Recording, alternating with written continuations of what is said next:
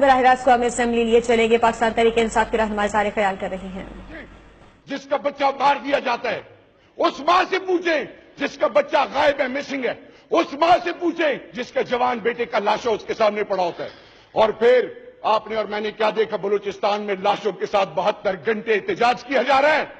اس ایوان میں بیٹھنے والے قانون سازی ایک فرد کے لیے تو کر سکتے ہیں، باقی پاکستانی قوم کے لوگ کیا اس ملک کے لوگ نہیں ہیں؟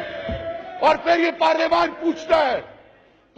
پوچھتا ہے کہ قرآن اور سنت کے تابع قانون سازی کرو، تو اللہ اور اللہ کے رسول کہتے ہیں جب تم سود کرتے ہو تو تم میرے خلاف اعلان جنگ کرتے ہو۔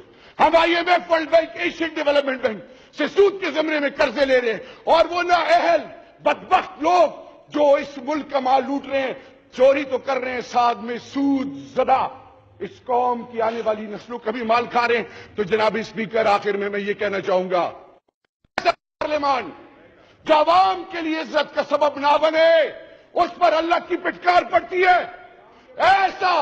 ایسا پارلیمان جس میں چور اور ڈاکو لٹیرے بیٹھے ہوں، جو آنے والی نسلوں کا مال کھاتے ہو، اس پر اللہ کی لعنت ضرور پڑتی ہے۔